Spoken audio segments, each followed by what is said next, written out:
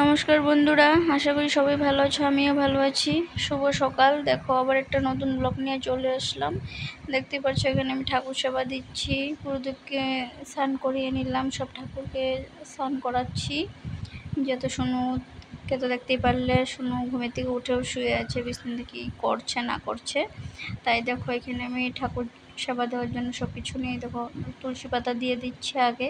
তো এখানে আমার সব ফুল টুল সব আনা ছিল, নিয়ে আসলাম, আগেই জল টল নিয়ে আসলাম, তারপরে ঠাকুরকে দিচ্ছি। দেখো আজকে ফুল কম ছিল, তার জন্য ফুল কিছু দেওয়া যায়নি, সবের চরণে একটা একটাই দেওয়া হলো। কেন একদমই ফুল ছিল না বলতে, মোটামুটি ছিল, তার জন্য এত ফুল দিয়ে আসনটাকে ভরতে পারলাম না। যে হোক একটা একটা দিলেও হয়, ঠাকুর তো বলে নাই যে এতই ফুল দিতে হবে, যেহেতু নাই, যেটা আছে আমি এটাই দিলাম। কেন সবসময় তো পাওয়া যায় না, তার জন্যই দেখো আমি এখানে ঠাকুরের বাটাগুলো রেডি করছি, ঠাকুরকে সেবা দিব। তাই আজকে ঠাকুর সেবা দিব নকুনদানা দিয়ে, যেহেতু বাজারে যাওয়া হয়নি, তার জন্য নকুনদানা দিয়ে ঠাকুরকে সেবা দিচ্ছি। দেখো এই দেখতে পাচ্ছ এখন গুরুদেবের বাটাটা রেডি করছি। শুনো দেখো এখন উঠলো, ব্রাশ করতে চলে গেল। দেখো এখানে ওর জন্য ম্যাগি বানাচ্ছি, ও বলছিল ম্যাগি খাবে। দেখো ব্রাশ করে আসার পর কি করছে। আমি এদিকে স্কুলের জন্য রেডি হয়ে যাচ্ছি, যেহেতু সোনু রেডি হয়ে বাইরে গেল, কেন কি আমি রেডি হইনি, তার জন্য। দেখতে পাচ্ছ আমারও চুল টুল বান্ধাটা শেষ হয়ে গেলো, কিছু একটা লাগছিল তাই ফেললাম। দেখো আমার ওইখানে সাজা মোটামুটি কমপ্লিট হয়ে গেল, যেহেতু স্কুলের সময় হয়ে গেল। এখন বাইরেবো ঘরের থেকে, এত গরম দিয়েছে না বলার মতন নেই। সকাল তখন আর বেশি বাজে না, উঠলাম 5:30তেই, তথাপিও তো এত গরম ছিল, মানে কি যে বলবো, মানে বলার বাইরে। তো তোমাদের এদিকে কীরকম গরম দিয়েছে অবশ্যই জানাও। দেখো এখানে আমি রেডি হয়ে গেলাম কমপ্লিট। শুনো ডাকছে আমাকে, বলছে মা আসো, আমি বলছি ঠিক আছে আসতেছি।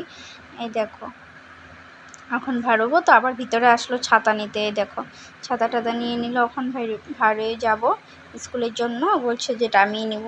এই দেখো রাস্তাতে চলে গেলাম, এই তো স্কুলে চলে যাচ্ছি, দেখতেই পারছো।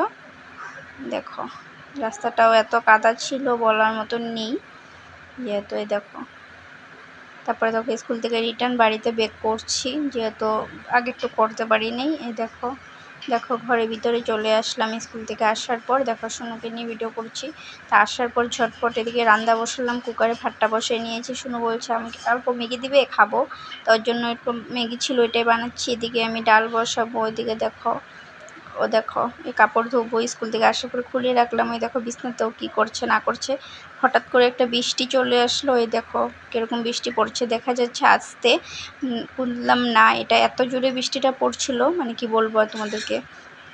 দেখো দেখতে পাচ্ছ কি জোরে বৃষ্টি পড়ছে, কথা নেই বার্তা নেই, ফট করে চলে আসলো। দেখো শুনো এখানে আবার এই দেখো জানলার সামনে চলে আসলো। এই দেখো বৃষ্টির জল ধরবে, বলছি মা আমি অল্প হাতটা দিয়ে, আমি বলছি দিও না, তথাপিও দিচ্ছে। দেখো আবার হাইও বলছে, দেখতে পাচ্ছ। দেখো এখন ও দাঁড়িয়ে দুইটা হাত দিয়ে জানলা থেকে বের করে দেখো জল ধরবে। তারপর দেখো এখানে আমার প্রায় রান্না কমপ্লিট হয়ে গেল। ডাল বানালাম, আলু সিদ্ধ দিয়েছিলাম, যেহেতু পাঁপড় ছিল সাথে। তো আমার এদিকে কমপ্লিট হয়ে গেল। শুনুকে বললাম চলো যে বাবা স্নানটা করে দিও, দেখো স্নান করে নিয়ে আসলাম। ড্রেস পরানি কমপ্লিট হয়ে গেল, ক্রিমটা লাগাচ্ছি, যেহেতু ওখানে কোনো কাজ নাই, ভাত খাইতে দিব ওকে, যেহেতু স্কুল থেকে আসা অনেক সময় হয়ে গেল। আমার রান্না হয়ে গেল, স্নান টান কমপ্লিট। দেখতে পাচ্ছ কি বলছে না বলছে, এত দুষ্টু না বলার না, কখনো কখনো বহুত দুষ্টুমি করে। দেখো এখানে আবার কি ডান্স করবে, দেখো দেখতে পাচ্ছ, এটা হলো মেরে দিল কি গানে ডান্স করছে।